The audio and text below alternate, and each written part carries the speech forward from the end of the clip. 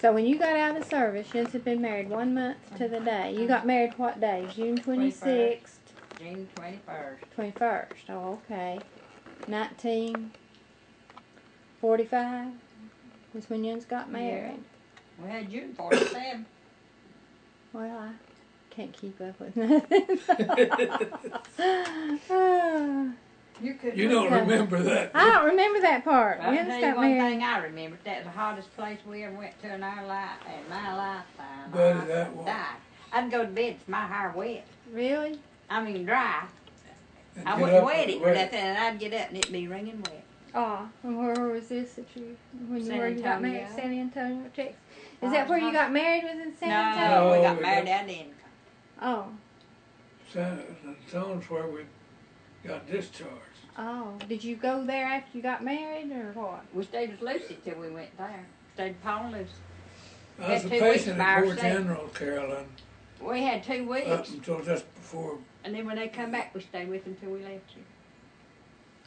Oh, you were stationed at Fort General when you and Mama got married? Yeah. Oh. Now that was a hospital, wasn't it? Yeah, and I fixed dinner. I was a patient there. I fixed dinner for a bunch of men. Mama married soldiers. Mama married a sick man, huh? And cooked on Lucy's stove. And we got steaks, didn't we? Yeah. And I burnt nearly everything fixed. My bread, I made biscuits and everything. I burnt everything I done. I never will forget that. Bill Yeah. Zuckerbrand and that Dot, I don't remember what her last name was. Wiggins. Yeah, it was Wiggins. What was you in Fort General for, Daddy? I was a patient when they sent me back from overseas. Oh, I was hospitalized technically from 26th of December 1944 till the 20th of July 1945. Oh. That long? That long. Now, when I met him, though, he was after Sand Hill School. Yeah, but I was still a patient at Fort General. Yeah, he was a patient at Fort General. They had to move out there. Why was you in the hospital so long, Daddy? What had happened to you? I had malaria. Mm-hmm. And he's had a lot of it stays in your system. Well, yeah, I know, but let me tell.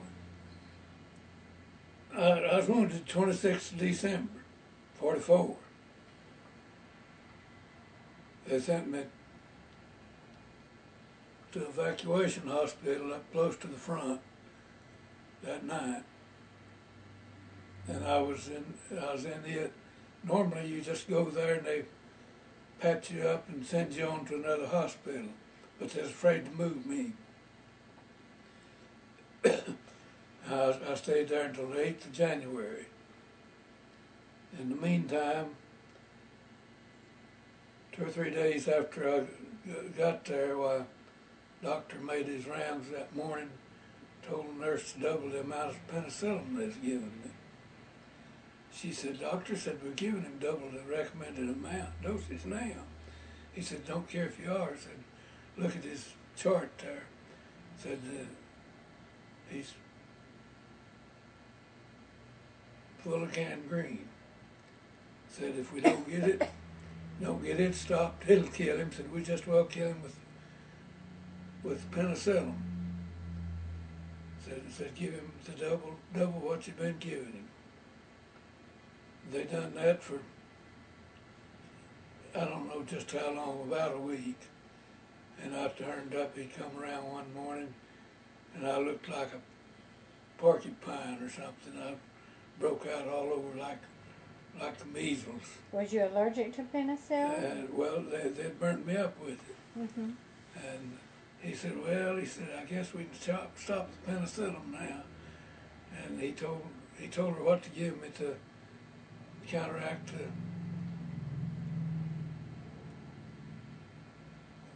penicillin being burnt up with it. And then when they got that cured up, they was ready to move me. And this was all from malaria now, not a wound? No. This was from water projector went up my hind end. Okay, and what town or what country was you in when this happened? I was in Belgium. Okay. In the Battle of the Bulge. Okay. You was on the front lines when this happened. What? You were on the front lines when this happened in the Battle of the Bulge? There wasn't no front lines. Oh, okay. It was in the Battle of the Bulge. Okay. That they sent me back the 8th of January to the 15th General Hospital at Liège, Belgium. I spent the night there and they put me on the plane the next morning, flew me back to the British Isles. Put me in the hospital there. I stayed there until close to the last of February. It wasn't the last, but it's late in February. I don't remember the date. He come around. My doctor there was an old major with 35 years military service. He was a veteran of World War I. And he come around that morning, looked at me, and he just nearly cried. He said, "Little," he said, "I have to do something today that I've never had to do in 35 years of military service. I hate to do worse than anything I've had to do in 35 years of military service." I said, "What's the matter, Major? You got to send me back to the front lines?" I knew, see, that Eisenhower's headquarters had put out the bulletin to all medical facilities, hospitals and all, not to send anybody home. They have to go before a medical review board before they could be sent home. If it was possible for them to go back to combat, to send them back.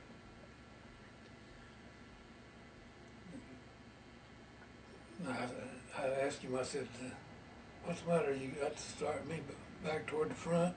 He said, "That's right." He said, "How'd you know?" I said, "Well, I know what the regulations are." He said, "Well, I sure hate to." He said, "You don't need to go back."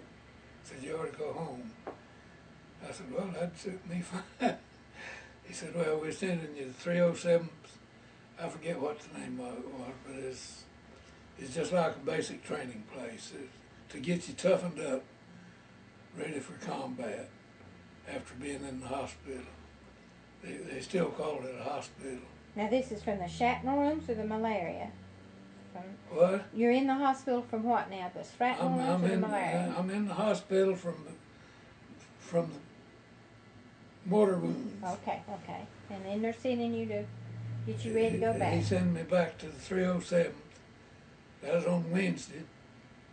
Saturday morning, just a typical old English day. There's a little slow drizzle of rain, just above freezing. And we was doing calisthenics, push-ups, and this, that, and the other. Everybody was, and they called it a gymnasium, but it wasn't nothing but a Nissan hut's what it was. And I felt the chills and fever coming on, but I just kept doing push-ups till I fell flat on my face, passed out. And when I come to, there's a lieutenant coming across the floor. He hollered it to, there was a buck sergeant standing over me. And this lieutenant said, "What's the matter with him?" This buck sergeant said, "Sir, I believe he's got malaria." He's having chills and fever. He said, take him to the infirmary, get a smear, and said, "It better be positive." I thought, "You stupid rascal, it'll be positive, you need to worry." And they take me positive, got a positive smear. So then they put me in the ambulance and sent me to 52nd General, which was real closed. 52nd General is where I'd been when I was wounded, actually the 7th of June, day after the invasion of Normandy. Went to 52nd General. And they was ready to discharge me from there, and I got an attack of malaria. I had to go through the malaria treatment. Well, all them hospitals the United States built overseas was everyone built on identically the same plans as more general out here. Your admitting and discharge was at the MP gate, and so they stopped at the MP gate with me to get me admitted. They come back to the ambulance. I asked them, I said, well, what ward am I going to? And they told me, I don't remember, I believe it was 20th, but anyhow, I said, well, I wasn't in that ward when I was here before, I won't know nobody. And they had them covered walkways going from one ward to the other. Mm-hmm. They put me out on the walkway on a gurney and rolled me up to the ward. And then we went by the window to the nurse's window to the ward. The nurse was standing in the window looking out, and she waved at me. Said, "This nurse, she'd been on every ward I'd been on when I was there before." About when I got about the time I got better when you seen her.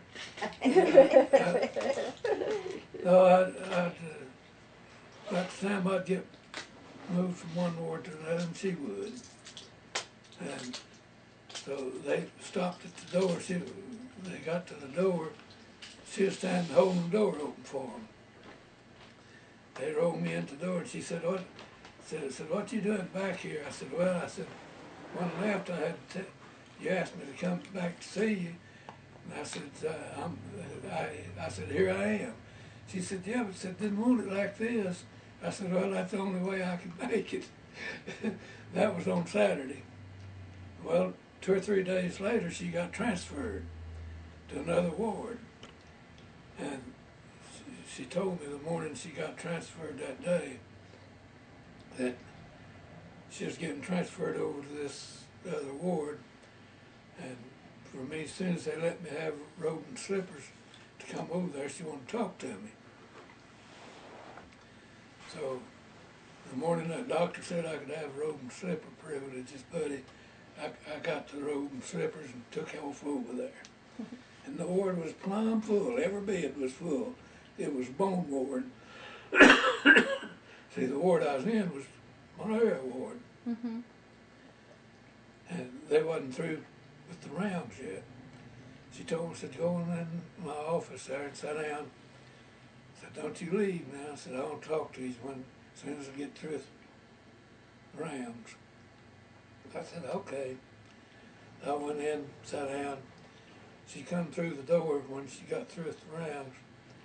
She come through the door, she said, "What would you think if I told you you was going home?" I said, "Well, I know you wouldn't lie to me if you told me that." I said, "I know it was true." And she said, "Well," said, "you are." Said, "Your papers was signed for you to go back to the States on Sunday night after you come in here on Saturday, after you come here to this hospital on Saturday." Said, "You're not supposed to know it until you leave here. So don't tell them I told you," but said that you're supposed to. And she made me promise to write to her and let her know how I got along. She gave me her home address and her military address both in a little black book. And on the hospital ship coming back from, well, actually it was the night we pulled in to New York Harbor. I left it on my bedside table and went to the bathroom to take a shower and all. And when I come back, it was gone. So I lost her address, never could write to her. But by her knowing my records and all, me being there before, She had get you home. that's what got me to Back home. Why did they send you to Moore General? Looks like they sent you somewhere in Texas. They said when they pulled into port, they sent us, we all went to Camp Kilmer, New Jersey, from the boat. And we was to go from there to hospital nearest our home. That's what they told us. my home was Brownfield, Texas, and they sent me to Moore General Hospital because it was specializing in malaria. Oh, was that why? Well, I remember you having malaria fever when I was a little girl. I can remember. Well, he had malaria when we was in Florida. I can remember him burning up with fever, and that's me, a little girl. Well, the type, I don't know whether all malaria is that way or not, but the type that we had, you had your fever, high fever every other day when it hit you. Oh, you never get that out of your system, do you? You never get it out of your system, so they claim. And, I was working in Florida. We had an apartment there in Florida, having a good time. Boy, I got malaria, hit me, and I had to come home one day. And I believe it was that day I told Lois if she felt like packing, we'd leave for the mountains the next morning. She said, well, you're not able to go? I said, no, I'm not today, but I said, I will be tomorrow. I'll be all right tomorrow. Come back to the mountains, and we ain't been back to Florida since. It's just too hot down there, right? We went down there to John's graduation. Yeah, and went down to Panama City, wasn't it? Went to Panama City. Yeah, Wasn't that the prettiest that's pretty, isn't it? That's the prettiest place. But If when you I were was down wanting to there go and to you the beach, moved up that's where I'm here, going to go. where were you in Florida? Were you at Key Down West? that's where Betty Kirkendall lives, in Panama City. No, we was Tampa. That's where we was at when I taken malaria. Really? You were in Tampa? You were in Yeah, Tampa? we lived in Tampa then. Yeah. What was you doing for a living in Tampa Day? Was you doing Doing carpentry? carpenter work. I was working for Quimby Electric. They had contract of putting, that was before air conditioning. They was putting exhaust fans on buildings. They was putting one on Tampa Bay Hotel, putting them on every floor at the ends of the hall. And I was building, prefabricating the stuff to put them on with. Was it in Tampa where they offered me, said I'd be good at modeling clothes? Yeah, I bought a dress there, and they wanted you me to model. wanted to give you a job and We furnish had your to move clothes. away. Well, right now, I want to get a lot into his family history, but right now, my tape probably is getting low. And the main thing I was wanting to ask you about right now is about when you first went in the service. Were you drafted, or did you go volunteer, or what? Well, see, I was farming, and I asked, the county judge was chairman of the draft board, and I asked him when my number would come up. I knew that they'd draft me, or I thought it did, because I was single and all, you know, and he said probably about July. I said, well, just put me down as a volunteer. Send me out as quick as you can. I want to get the way the draft law was written. You was drafted for 1 year's training, and if we wasn't in war by the end of that year, you'd be transferred to the reserves. Is that what happened to you then? And so I went in the first draft bunch from Brownfield. Me and the county attorney had been elected county attorney. He was going to be drafted too, so he volunteered. We was in that first bunch that went from Brownfield, and technically I had a draft number and all. I was drafted, but I volunteered for the draft. we went to El Paso, Fort Bliss, and the first day of March, and Was this in sworn in and all 1941? there. Stayed there 3 or 4 days, just long enough to get a sunburn. It wasn't hot enough for sunburn yet up Brownfield, but it was at Fort Bliss. We was there long enough to get a sunburn. They put 400 and something of us, something over $400 on a troop train, shipped us to Fort Warren, Wyoming. We got to Fort Warren, and the base was just being built. There's painters and all was moving from one building to the next, and we done the same thing. The first 6 days we was there, we set up 7 buildings. And the group I was in, we'd move into a building, set up the bunks and all for them, and then move to the next one, do the same thing. The troops would be coming in and taking their basic training there. Half a day of infantry training, half a day of schooling, whatever you happen to be assigned for. The guy at Fort Bliss that was doing that assigning, he asked me, he said, "Cotton farmer," said, "You ever work on a corn binder?" I said, "Yeah, many times." And he asked me questions about that binder, how to make it run and all this, that, and the other. He said, "Well, you ought to make a good mechanic," so they sent me to mechanic school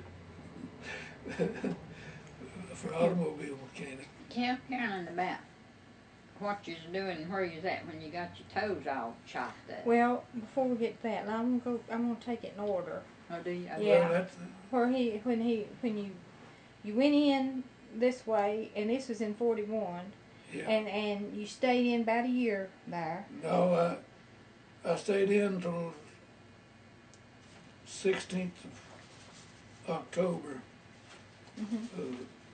And then they put you like in 41. reserve. Well, Dad was sick Uh-huh. and in the hospital and all, and this county judge and the draft board there at Brownfield sent in papers and all, got petitions together to get me out because of Dad's health on dependency.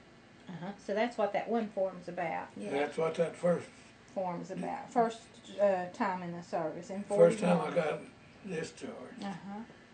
Then when the Japs hit Pearl Harbor, just a day or two after they hit Pearl Harbor, I got a letter from Corps Area headquarters not to try to enlist. They knew when they wanted me, they'd let me know when they wanted me back on active duty. So that's when you went in And this. then on the 5th of January, I got the letter to report On the 15th. on the owner before the 15th. So So you entered active service 15th day of January 1942. 1942. Okay. Now, what I want to know, this got down here that you've got battles and campaigns in Normandy, Sicily, Naples, Phrygia, Rhineland, and Ardennes. Is that how you say that? Ardennes. Ardennes. And then it's got Geo something. What's that? Well, I don't know. I'd have to see What it. that is. Geo something. I don't know, some kind of in a number. Bring it over here. Okay, but which come first? Normandy, Sicily, Naples, Phrygia? Which one of those battles was first? Sicily. Sicily. Now, what? Well, but see, I was in Kelly Field when I went back in. That's where I was at when I was discharged. They sent me back to Kelly Field. I went to Kelly Field to report, and they sent me over, told me to go over to Fort Sam. I had to go over there and get checked in and everything, and get my uniforms and all that stuff, and then come back to Kelly. I went back to Kelly, and they was over stocked with mechanics. They loaned me from the post garage, loaned me to the post tractor shop. They was getting all of their equipment ready for spring, working up and all. And I rebuilt some lawnmower motors. The rotary lawnmowers, they was great big clumsy things, had steel wheel bar wheels on them. And a great old big heavy cast iron motor, and a belt run from the motor out to run the blade. And they had 3 of them, and I rebuilt them. And I was adjusting the carburetor on one of them.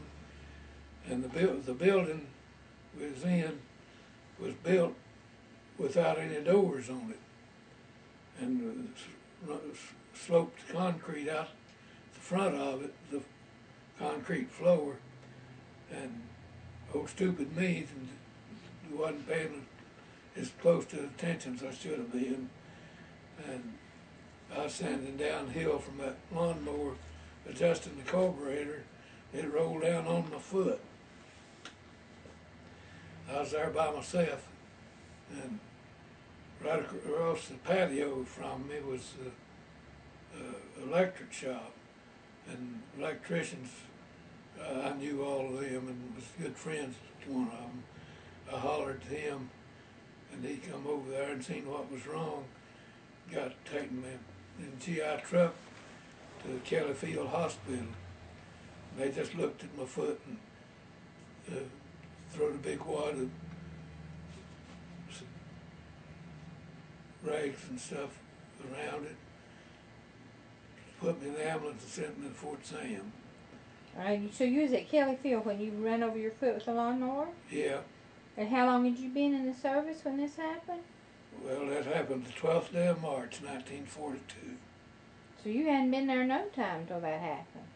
Yeah, I'd been there 2 months. You hadn't went overseas though? No. So you done that before you ever started jumping out of airplanes? Yeah. My land of Goshen. I thought maybe you'd done that toward the end of your service, but No. you did that early on, huh? And, I was in the hospital until sometime up in June. See that hole in that toe right there? Mm-hmm. See, Well, I remember when I the was a surgeon baby. at Fort Sam that fixed that foot up spent 4.5 hours. They put wire in it because that wire worked out. Well, and they had 4 or 5 pieces of wire tied together right there where that hole is. Well, I remember when And I was... it was, they got some bacteria in there somehow or another. And it swell up, bust open and run, and it'd heal up and bust open and run again. Let's see, you ain't got no toenail yet, have you? No. Yeah, I got On a your little big bit. toe. Have you got any toenail on your big toe? You ain't, have you? 2 little bitty pieces. One from that side, one from this side. I know when I was a little girl, I can remember the metal working out of your big Yeah, toe. it worked out his toe. I remember Side. When I was big working old... out at O'Teen, Watch it, kind of go turn that over. Let's see your toe, up close and personal here. Stick it up here where I can see it. oh, well, there it is. Well, it ain't showing up that you ain't got no toenail though. I was trying to get a picture of it. There ain't no toenail at all on that big toe. Yeah, Ain't nothing but there's just 2 a little bitty wad or pieces. something. One comes from each side. You got a toenail on the second toe. The third toe looks kind of chewed There up was a and wedge pitiful. lost out of that second toe. Let me get it About down half here. of it. It swelled up and busted open when I was out at O'Teen working out there. It was for carpenter foreman when they was getting ready to Let's get bring down more close and general personal. Yeah, you ain't never had no toenail in. And on that toe. And I remember the big old pieces of wire. they Put your foot flat on the ground, Daddy. I want to show how your arch is. And then back then, they didn't let you go in the infantry if you had flat feet. Well, you definitely did not have flat feet. I liked just a little bit of being club-footed. If it had been just my arch has been just a little bit Can higher. you stand up for me so I can see how the outside of your foot, now turn toward Mother. I want to see how the outside of your foot is. Okay. If you'd have been a little higher footed, you would have had club feet. I'd have been club feet and they wouldn't have taken me in the Army. Mhm. That's what the doctors told me. But they took you, didn't they? The doctors out of Dotine cut that knot. Bunch of them wires sticking out, and they cut that knot out and got rid of that. They give me no trouble since. What about that? Would you believe this tape is already running out? This one tape. We're gonna put it on stop.